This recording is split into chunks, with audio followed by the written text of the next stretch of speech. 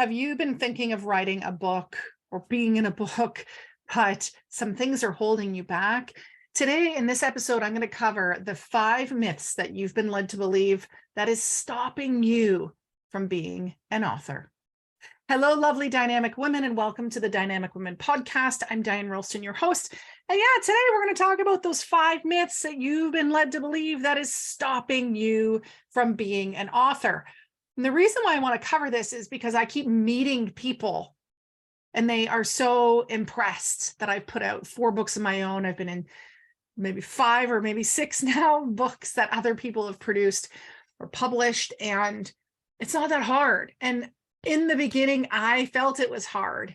And so I really want to come here to share this because you have a story and you have a message that needs to be heard. You actually have multiple messages, lots of messages that need to be heard. And I want to make sure that you don't get stuck by these myths because they're lies.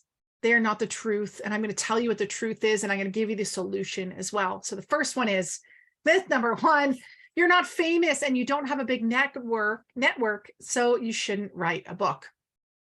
You know, it doesn't matter, actually. It doesn't matter if you have a big network or a big following.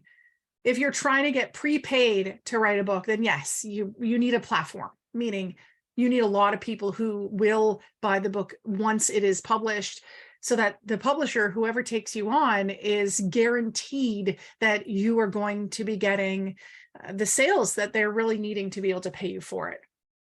But you don't have to do a book for that reason. The solution really is that the book in itself is going to bring you opportunities and help you to grow your business. Here are a bunch of different things that I'm going to go through in another episode, but I'm going to give you them pretty quickly right now. Credibility, expert, connections, it expands your network, leads and clients, authority and influencer, level up, bio depth, speaking, promotional invites, and more opportunities. So those are 10 to like 15 basically different ways that you can grow your business with a book. And you don't have to have your own platform, right? Actually having the book can help you to build your platform. The next one, the next myth that I see all the time is you don't have a good enough story or expertise. And that is just a lie. All you need is great questions to pull out, right? Pull out the answers to pull out these great stories. You know, a lot of times especially when we're writing nonfiction, in that case, it is about our expertise. It's about our own stories rather than writing, like we're going to write professional development or a personal development book. You are the expert on your own topic, right? And so for a moment, just think about your business, your career, or just in life and answer these questions. Have you ever created a worksheet, a process, a blog, or an article? And usually the answer people give me is yes, of course. I've done that for social media, or I've done that for my website. So that right there, you have been able to write something and publish something. Also, looking at the ideas that you've written on social media, like those posts that you've done are opportunities for content, are opportunities to expand out. The next one is, what are some things that you have learned that you use every day, right? And so it could be something as simple as, how have you been able to have the habit of going to bed at a good time? Like, how have you developed that habit? That could be something that you teach or share, or how you were able to, get out of a sticky business partnership. That in itself has lots of learning in it. Another question you can ask yourself is, what do people ask me about? What do they come to me for? And the answer to that and what they come to you for, those solutions, really need to be shared. And next, what successes have you had? Where in your life have you had success and now you have the story and the expertise and the learning to share? So just from those 5, I'm sure you have lots of things that you could write about, right? So You don't have to have a master's. You don't have to be in business for 40 years. You just have to have a starting point and maybe a new perspective on something. Myth number 3 is writing, editing, and publishing a book takes such a long time. I don't know how I would fit into my already busy life. Okay, well, I'll be honest here. My first book, Dynamic You, I did everything myself, right? I came up with the topic, the book outline, the timeline, I wrote it, I figured out the word count, the layout, the formatting. I had 3 different editors edit it, paid for them, cover design, publishing, figured out shipping, PR, promotions, social media, marketing, sales, and the list goes on. So yes, there is a lot of stuff, but the solution, there are many done for you options out there. Plus, you could already have the content created, you just haven't used it yet, or used it in a way that it's not been published in a book. So you can take it, like the things I was saying before about social media, or maybe an article, and you can repurpose it, right? And these done for you options by publishers, or maybe even collaborative books like anthologies. You know, the Dynamic Women we have our own series, the Dynamic Women's Secrets series. So we did Success Secrets, Confidence Secrets. Next is Trailblazer Secrets.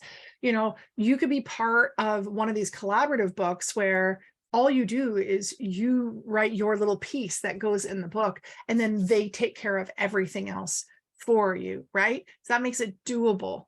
So my team and I, we take care of all the formatting, the publishing. We give you all the PR stuff once the book is done. We throw the party. So we do all the heavy lifting, and you just get to write something. So that's always an option. Myth number 4, publishing is so hard. I don't think I could figure it out. How do I even get published? Well, you have a couple of options, and so I'm going to teach those first. So you can go with a publishing company where you put forward your ideas or your manuscript that's already done, and you see if that publishing company will take you on. You might have to go through hundreds of different publishers to see who will take you. Or the other piece is you could self-publish. So you could go to something like Amazon's Kindle Direct Publishing, which is how I published my first book, is through Amazon. By myself, and then subsequently the other books have been put on there too. And so when you self-publish, though, your publisher in option 1 takes care of so many things like formatting your material, adding your bio and your headshot, doing the layout, editing the book, designing the cover, and they are going to then get the publishing done, submit the book for printing, and so on, right? But when you self-publish, you need to do all of those things yourself. And there are ways to do that. I've done that myself. I've helped other clients to be able to do that. Or, as I was mentioning, in option number 3, you are not getting a publisher. You are not the publisher. In a compilation, anthology, collaborative book, whatever you want to call it, someone else does all those pieces for you and really walks you through the process. So when I do it in my collaborative books, as you may think, I'm a publishing company, therefore, and I'm not a publishing company, but I have a solution for how my clients can be, or how my people can be easily a published author. So the benefit is, like, my team has already ironed out all the kinks. And since we cover all of those details, it's really, really simple for you. It's a breeze, because you just submit your piece and we do the rest. So you get your piece published without having to pay heavily for a publisher, without having to schlep your book or your ideas all over the place to try and get a publisher, and without having to do all of the work yourself by self-publishing. So all you really need to do is, like, decide to be part of it, decide what you'll write about, and then my team or the collaborative team, they take it from there. And so myth number 5 is that it's really expensive to publish a book. Well, it can be really expensive. If you do it all yourself, then you're paying for editors, and you're paying for designers, and you're paying for PR people and marketing people. So you're paying for all the people separately. If you pay a publisher, because you can pay a publisher if they're not going to take you on, then you're paying them to do the whole process for you. If you are getting brought on as from a publisher, then they are taking the chance that you are going to sell enough books. And if in the end you don't sell the number of books that they need you to sell, then you will find yourself with a bill.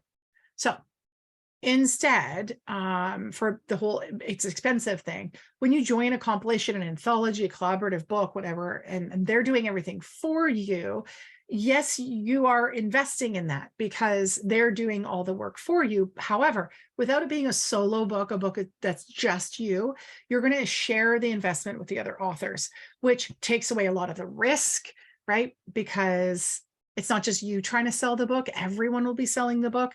It also reduces the time that it takes it to be done because you're not trying to find everyone. It takes away the overwhelm. I know, because when I first did my first book, boy, there was a lot of learning curves in that. So you don't have to feel overwhelmed about getting your book published. It will just be taken care of for you.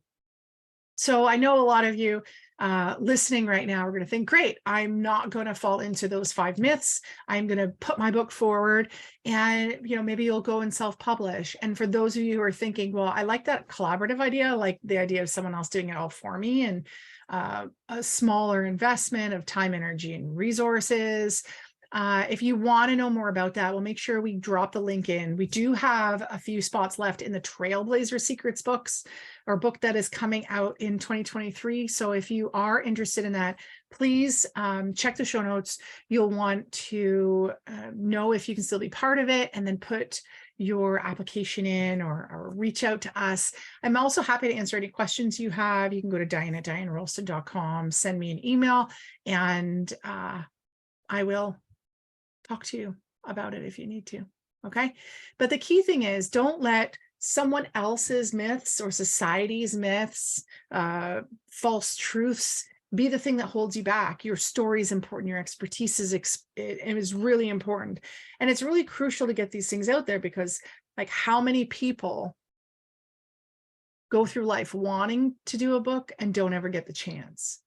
And that moment where you get to hold that book in your hands, right? I can remember when publishing Dynamic Women Success Secrets, and I dropped off their books and they held it and they went, oh my goodness, I'm really an author, like it's real.